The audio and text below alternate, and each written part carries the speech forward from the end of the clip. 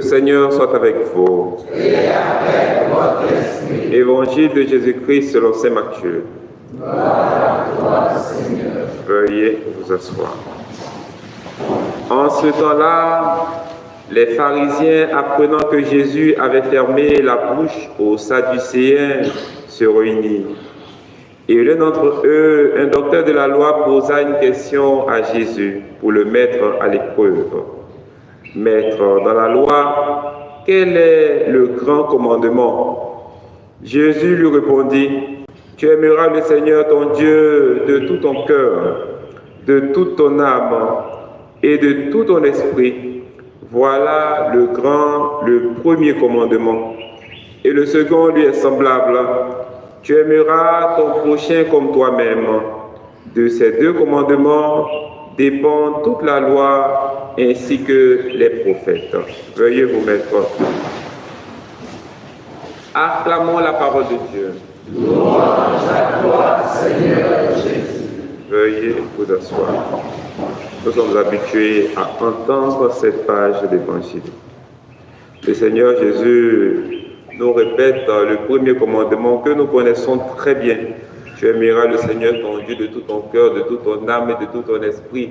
En d'autres termes, aimer Dieu par-dessus tout et au-delà de toutes choses. Apprendre à mettre Dieu au cœur de tout ce que nous faisons, de tout ce que nous entreprenons. L'aimer sincèrement et véritablement. Mais Jésus nous fait comprendre quelque chose. On lui demande seulement qu'un seul commandement et lui il va donner un second commandement. Comme pour nous faire comprendre, comme le dit la page d'évangile, que le second commandement qu'il donne permet de comprendre le premier commandement. Et ce second commandement, c'est l'amour du frère, l'amour de la sœur. Tu aimeras ton prochain comme toi-même. Aimer le frère, aimer la sœur, c'est comme aimer Dieu. Et l'aimer véritablement et l'aimer sincèrement. Et la première lecture que nous venons d'entendre nous aide à approfondir, si on peut le dire comme cela, l'évangile que nous venons d'entendre. C'est l'image d'Ézéchiel.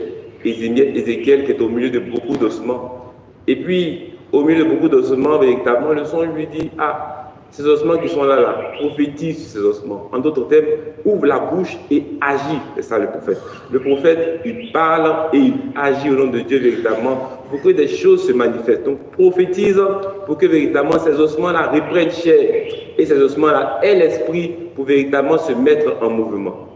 Et nous aussi, en tant que chrétiens, nous sommes invités à prophétiser pour le frère et pour la sœur.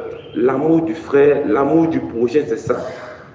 Tu vois ton frère dans le péché, tu vois ton frère dans le dénuement, tu vois ton frère dans la souffrance, tu es invité à prophétiser et à parler, à ne pas le laisser dans le tombeau. Voilà pourquoi à la fin de la première lecture dit que véritablement, ces ossements que tu as vus là, c'est le peuple d'Israël qui est dans le tombeau.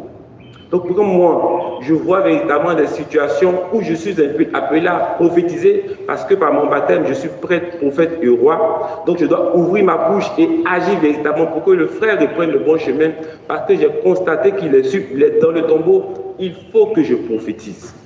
Si je constate que ma voisine, comme j'ai parlé en haut, là, j'ai parlé terre à terre maintenant.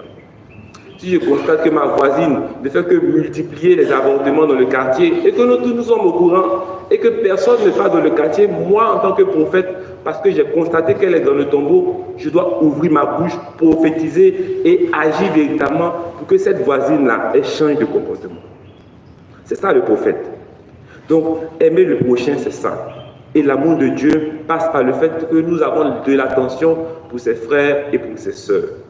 Il ne faudrait pas être des chrétiens en croisant les bras. Il faut être des chrétiens qui prophétisent pour que la chair reprenne vie, pour que véritablement l'esprit également puisse reprendre vie également et que ceux qui sont autour de nous soient remplis de l'amour de Dieu également. Que le Seigneur nous aide à être de véritables prophètes, non pas des chrétiens qui ferment la bouche, des chrétiens qui regardent, des chrétiens qui se jouent les muets, mais des chrétiens qui veulent véritablement que la société puisse avancer.